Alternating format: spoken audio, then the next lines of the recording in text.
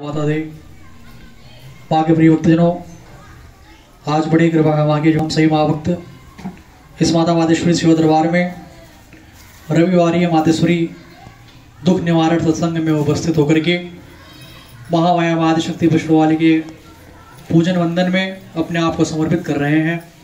तो आइए आज के इस रविवारी मातेश्वरी सत्संग में परम पूज्य सदगुरु श्री माता गुरु श्री के द्वारा अमृत बड़े रूप आदेश हम माँ भक्तों को प्रदान होने जा रहे हैं।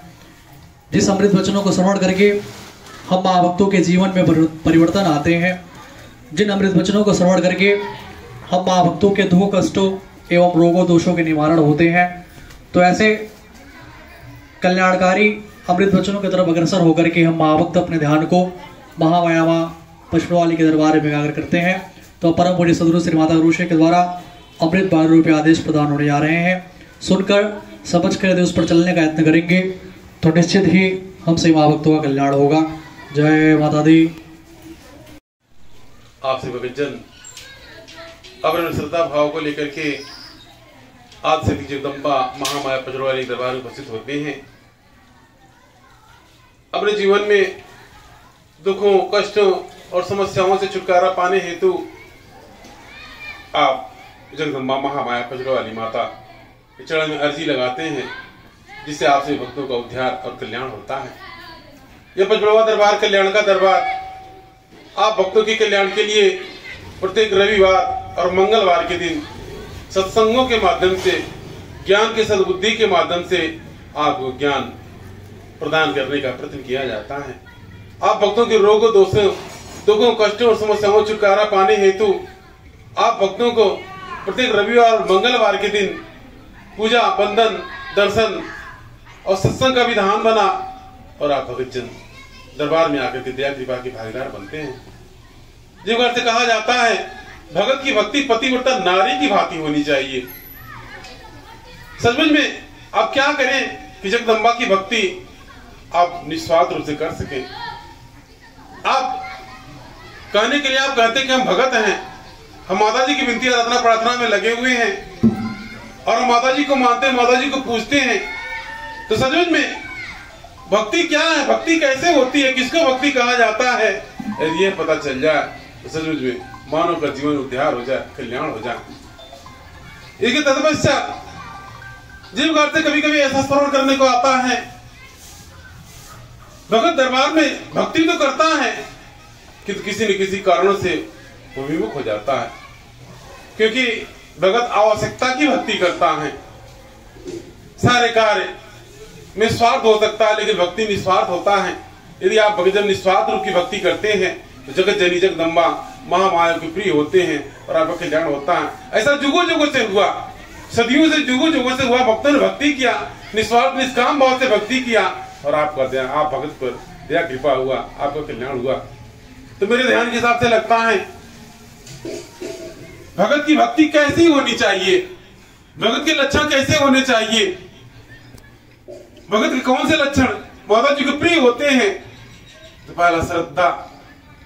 कितनों को आपत्ति विपत्ति दुख समस्या है, लेकिन अपने मन में श्रद्धा कभी कम न करे। कभी प्राय देखने को मिलता है क्या भगतजन का जब कोई कार्य पूर्ण हो जाता है आपको लगता है कि माता जी फिर मेरे फलाना कार्य को पूरा कर दिया, और जब कोई कार्य पूर्ण नहीं होता है आपके मन में तकलीफ होता है, आपके मन में श्रद्धा कम हो जाता है। इसलिए भक्त को चाहिए हर दुख में, हर सुख में, हर क्रियाकलाप में, चाहे लाभ हुआ चाहे हानि हुआ, माता जी के प्रति अपने मन की श्रद्धा कम न करें। इसके तत्पश्चात में तो यह भी देखा जाता है यदि भक्त का लाभ हुआ उसके मन में भाव भी जगेगा, प्रेम भी जाएगा, विश्वास भी रहेगा। किंतु आप भक्तजन को यदि कोई कामना की पूर्ति नहीं हुई तो आपके मन में जो भाव है, माता जी के प्रति जो भाव है, उस भाव को कम न होने दीजिए। वो भगत के लक्षण है। एक तत्पश्चात जगदम्बा के प्रति प्रेम। एक प्रेमी है कि भक्त जो री उड़ाता है, प्रेमी है जो भक्त माता जी का भोग लगाता है, श्रृंगार करता है, स्नान करता है, विश्राम कराता है। एक प्रेमी है, एक विश्वासी है। तो किसी भी स्थिति परिस्थिति में आप भक्तजन यानी भाव को कम न करें, प्रेम को कम न करें, विश्वास को कम न करें। वो भगत के लक्षण होते हैं। हर दुख में भगत विश्वास को नहीं खंडित करता।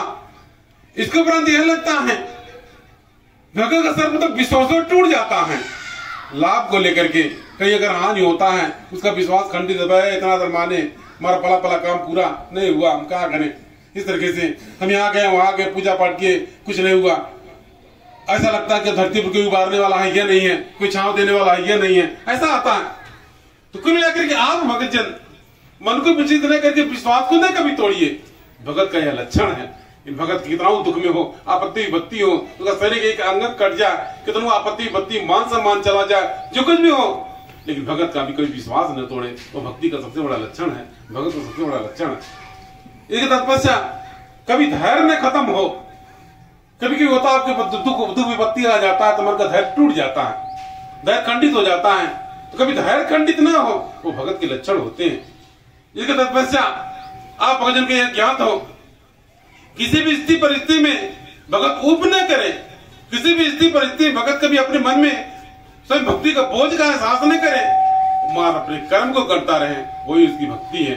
ऐसा मेरे ध्यान से दिखाई देता है। तो मेरे कहने का तात्पर्य यह है कि आप भगजन कर भगत हैं, आप निस्वार्थ रहिए, निष्काम भक्ति कीजिए, माता जी का आराधना विनती प्रार्थना कीजिए। यदि आप भगत हैं, आप अपने मन का धैर्य कभी न खोइए। यदि आप भगत हैं, माता जी पर कहीं विश्वास न खंडित कीजिए। यदि आप भगत हैं, अपने मन को कहीं घबराइए न, विचलित न कीजिए। कितना दुख सुख का समस्या आते हैं, अपने मन को विचलित न करिए, अपने मन को मटकाइए, वही भगत के लक्षण होते हैं। आज मेरे द्वारा अभिप्राय है, आप भक्तों को यही बताया जाता है कि आप सुख में दुख में माता जी की भक्ति करें, जय माता दी के नाम का स्मरण करें, जगदम्बा महामाया के चरण से लगे रहें, जगदम्बा महामाया की भक्ति में लगे रहें। आज नहीं तो कल माता जी आपको ध्यान करेंगे, तरंतार करेंगे, कल्याण करेंगे। लेकिन प्राय देखने में ऐसा आता है कि आप भगतजन विचलित होते हैं तत्कालिक कामना को लेकर के। अगर कोई कामना लेकर के आए और तत्कालिक आपके पूर्ण नहीं हुए, आपके मन में विचलाहट होती है, माता जी सही नहीं है, अगर माता जी दरबार सही नहीं है, सच्चा दरबार नहीं है। ऐसा नहीं है, माता जी दरबार सच्चा है, आपका मन सच्चा नहीं है, आप भाव भक्ति से विचलित हो रहे हैं। इस प्रकार से आप भक्तजन में मन को विचलित न करें। मेरे द्वारा प्राय देखा जाता है कि आप भक्तजन भटकते हुए अपने मन को विचलित कर देते हैं। कभी कभी आप ऐसा आता है कि आप भक्तजन के चक्कर में धोखा जाके चक्कर में पड़ जाते हैं।